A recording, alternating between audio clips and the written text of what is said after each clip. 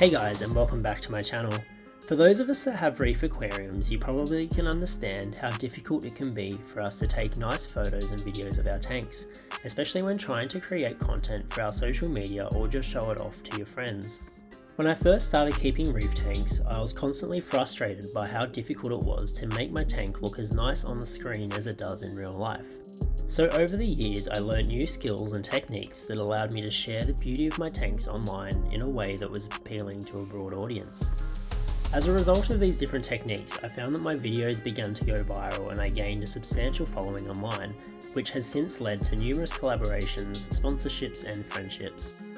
So in this video, I will take you through some of the techniques, camera and light settings I use when filming content for my channels, as well as some general social media tricks that I have learned over the years. The very first thing I do when planning on shooting some content is to do a thorough clean of my tank. I normally shoot content on the weekends, so it is also a good excuse to keep up the weekly maintenance on this tank. The tank is generally pretty clean, but videos tend to show up every little speck of dirt, so it is a good idea just to give it another go over. When filming content for social media, it is important to remember that you only have a few seconds at the start to grab people's attention, so it is important that you ensure your tank is as clean and crisp as possible, as no one wants to watch a tank that looks worse than their own. Filming tanks has a number of challenges. One of these is trying to keep the glass free of marks and smudges. Making your tank look smudge-free helps to keep the water clearer and ensures that the viewers have an unobstructed view of the inhabitants of the tank.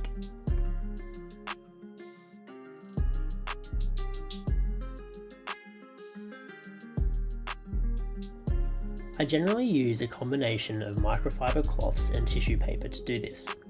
Additionally, I ensure that there is no water or dried up salt sitting on the rim of the tank, ensuring that all surfaces look clean. One of the most overlooked aspects of filming a tank is ensuring that the surrounding room looks neat and tidy. Often I see these amazing tanks online, but they are overshadowed by the mess behind it. Cleaning the room your tank is in draws the attention of the viewers to your tank and makes the video look a lot more put together. Additionally, adding a few props to the background can help tie your tank into the surrounding room. However, ensure that these props go with whatever aesthetic you are targeting. Another challenge when shooting aquariums is trying to avoid glare, particularly when the tank is nearby to large windows. You can deal with this by either closing the blinds and curtains or adjusting the angles at which you shoot. Personally, it depends on the vibe I am going for, but sometimes I really enjoy the look of natural surrounding light. Probably the most asked questions I get about my content is what light settings are you running?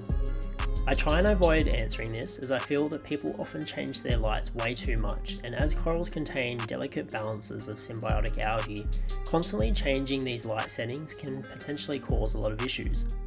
Generally, I tell people to find a setting and just stick to it. However, I actually have two main settings. One for normal day-to-day growth, which is in normal blue, and one for shooting content, which is a lot whiter. Generally, I am not a fan of oversaturated blue photos and videos of marine tanks. They look a lot like an eyesore in the room, and whilst the corals can have some amazing colours under those lights, aesthetically it does not appeal to a broader audience. I think mainly shooting under whites has contributed significantly to the success of my content over the past year, as it has made the tank a lot more like a piece of artwork or furniture instead of just being annoying blue lights.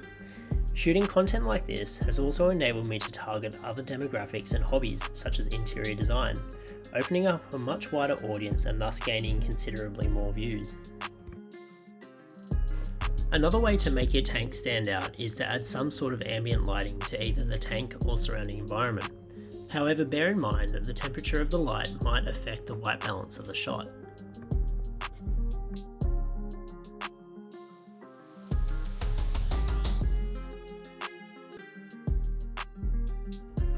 To shoot content, I use a Canon EOS R. The colour grading right out of the camera is really good, so I've never had to touch it in post-production. Whilst iPhones can take some amazing videos and help you get started, I highly recommend upgrading to a DSLR, as you can clearly see the difference in the quality of my content here.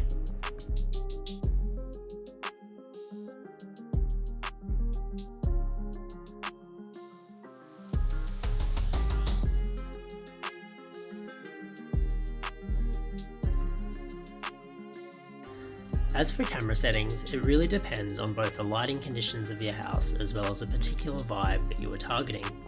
However, when filming, and depending on the lighting of the room I am in, I aim for an ISO between 100 to 400, a shutter speed of 60 to 200, and an f-stop of 2.4 to 5.6.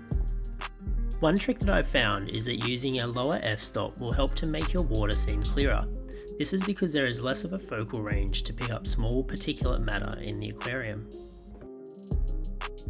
However, when shooting macro stuff, ensure you have an f-stop high enough to focus on your subjects, yet low enough to allow in sufficient light.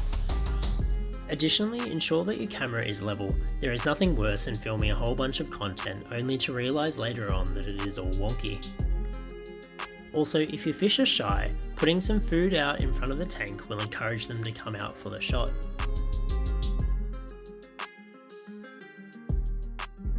I normally shoot most of my content using a tripod, but I've recently been experimenting with a gimbal.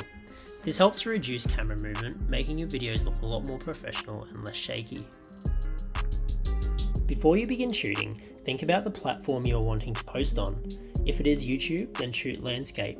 If it's Instagram, then shoot in portrait. I absolutely hate when I see people posting cool content but in the wrong orientation, leaving bare black panels either side of the video. There are two main lenses that I use when shooting content, a 16 and 35mm prime lens. One downside to the EOS R is that in order to shoot 4K, it crops the sensor, giving the footage a zoom effect. In order to counteract this, I have to use a much wider 16mm lens to give me the same effect as a normal 30mm one.